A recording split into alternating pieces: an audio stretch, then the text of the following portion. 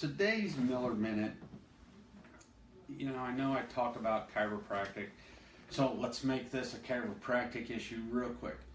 To be healthy, there are three things that the body really cannot do without. It can't do without sleep, and that's number one. It can't do without food, and it can't do without exercise.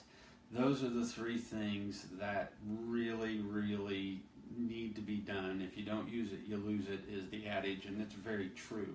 So part of that is, when we talk about exercise, is being adjusted. If you can't move correctly, then you can't exercise. You're going to wear things out, and it's going to hurt. And so now on to the rant. This is where I want to get to. I have been talking to patients a lot lately about nutrition and about the stuff that I've been reading for the last 2-3 years. And as we discuss this, or as I've read this, something keeps coming up. And so let's break stuff down real quickly. And this is a free-flowing speech, so if I get off track, sorry, it happens. But when we talk about nutrition, there are just three components basically to nutrition. You have fats, carbs, and protein. Carbs contain 4 calories, fats contain 9, and protein contain 4. Let's talk just for a second about the hormone insulin. What does insulin do? Everybody thinks that it takes the sugar and pushes it into the cells, into the mitochondria to be converted into ATP. That's one of its functions.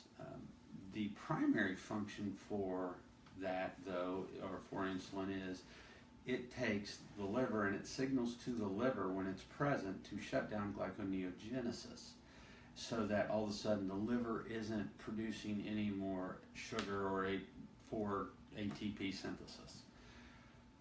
Then insulin goes back, pushes sugar into the mitochondria, into the electron transport chain. Oh, oops, yeah, I'm doing a little research. Into the electron transport chain, and then allows you to produce ATP. So, if you look at the forms of sugar that we get, are if you look at high fructose corn syrup, fructose, glucose, sucrose, all these different types of sugar. Of those types of sugar, the only one that doesn't need insulin to be metabolized is high fructose corn syrup. High fructose corn syrup is metabolized in the liver. And when that happens, it's not required to have insulin, although it still signals insulin. And high fructose corn syrup doesn't last very long in the body. So it hits you real quick, gives you a pop of energy, and then it's metabolized out. Whereas insulin lasts about 3 hours in the body. So then what happens? Well, there's no sugar for it to push in and move around. So then all of a sudden it sounds excellent, but in reality it's not. When insulin stays resident in the bloodstream, then all of a sudden it starts to work on fats. And the most available form of fat is not body fat, it's myelin. Myelin is around the nerves. And so then it starts to metabolize the myelin off of the nerves. That's why diabetics get neuropathies. They start to lose feeling in their feet. They start to lose their eyesight. Their stuff in their hands and digits go numb. And so then they start to get, amputations, gangrenous, and this, that, and the other. So high fructose corn syrup is bad stuff, and you really don't want to eat it. So then let's look at nutrition as a whole.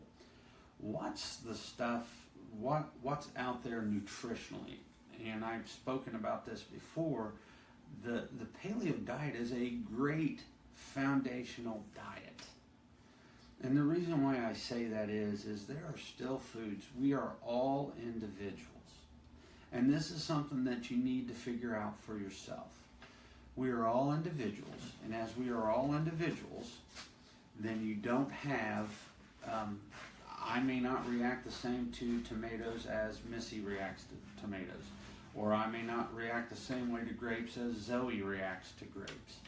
And so you really got to kind of figure that out. And when you're doing that, or as you're doing that, you can use a glycometer. You can do those types of things to see what you actually do and don't react to. The way you do that, if you read Robb Wolf's book called Wired to Eat, he gives you some parameters to follow and how to gauge what you eat and how it affects you and whether or not it's good for you or not.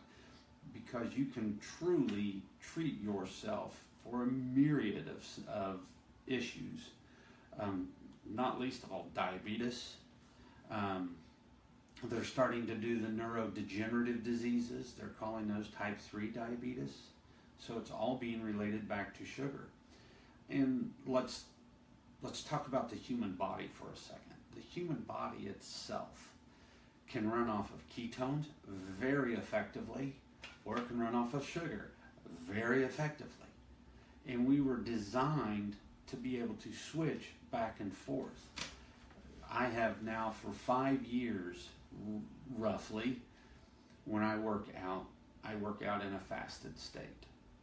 My coach Jace, told me, hey, we want to make your metabolism strong. We want to make your metabolism flexible. So I would work out at 4 in the morning, having not eaten since 9 or 10 the day before, and then I wouldn't eat until 10, 11, or 12 here. And so as I do that, I started to force my body to go into the fat cells and start to burn those. And that's like working out in a fasted state. And I've done that off and on, back and forth. And I by no means am perfect at it. If I look at the guys that really do fasting well and really are on point with their nutrition, they all run in either single digit body fat or very low body fat, low teens in the body fat. I don't do that yet. I would like to get there. I'm working on it. So as we talk about that, going into ketosis is not a bad thing. Getting ketoacidosis is, but there's a difference. Ketosis is not ketoacidosis. And so when you're training your body to actually burn those fuels by eating very clean or eating paleo, you don't typically get into ketosis. You have to eat more along the lines of like Mercola's diet as a fat for fuel. That will typically push you into ketosis. I do recommend Dr. Walls's mitochondrial diet. I really like that one too, and that's a little heavier on the fats, but she allows heavier on the fats and more of a whole greens. And since I'm going for longevity, that's where I'm kind of looking. That's the way that I want to. Go. Any of the reading that you do, and it doesn't matter if you're looking at Mercola's book Fat for Fuel, Robb Wolf's book Wired to Eat, if you're looking at Dr. Wall's book, the Wall's Protocol, if you look at any of those, they all mention metabolic derangement and the mitochondria and how they're starting to link cancers, neurodegenerative diseases, and all of that to the mitochondria and dysfunction in the mitochondria. They're linking MS, Alzheimer's, as I said before. All these things are being linked to nutrition. Food is our ultimate medicine. And I, as a chiropractor, if I have somebody that's coming in that is on spot with their diet, adjusting them and getting them out the door is not a problem. If I have somebody that comes in carrying their Big Red or their Polar Pop and eating a bag of, and I've had this actually happen, and I don't know who they thought they were going to, because pretty much everybody in my small town knows that I'm pretty much a nutrition Nazi, and I had a pregnant person come into me carrying her Polar Pop, and was it Twinkies or Ding Dongs? I don't remember. Can of cheese. Oh, that's right, can of cheese. And I think the lecture was on par with this one, 20 minutes long. I wasn't berating, I just was like, you're not giving your child optimal nutrition. And you're setting the child up, especially at 12 weeks, if you're not getting good nutrition, folic acid and stuff like that. At that 12-week time span, you're starting to get into the point where you're developing the nervous system. And guess what?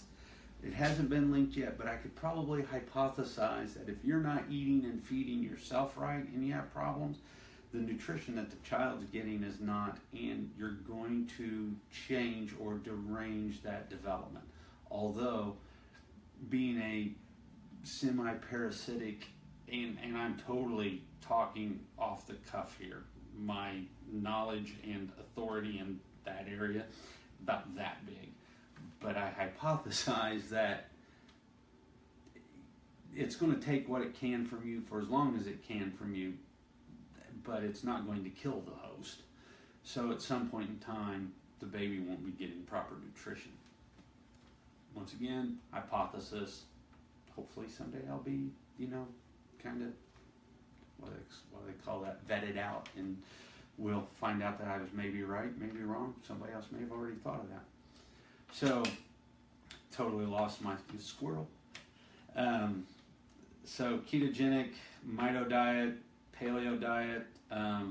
The 3 books that I talked about were Fat for Fuel by Mercola. I like it. I'm kind of doing a cross between Fat for Fuel with intermittent fasting still, and I'm doing some stuff with Walls' diet on her nutrient-dense foods. Currently, I am doing the Organifi green juice. The guys from Mind Pump, if you listen to that podcast, it is not safe for work. 3 30-year-old dudes that are just highly knowledgeable, but not safe for work.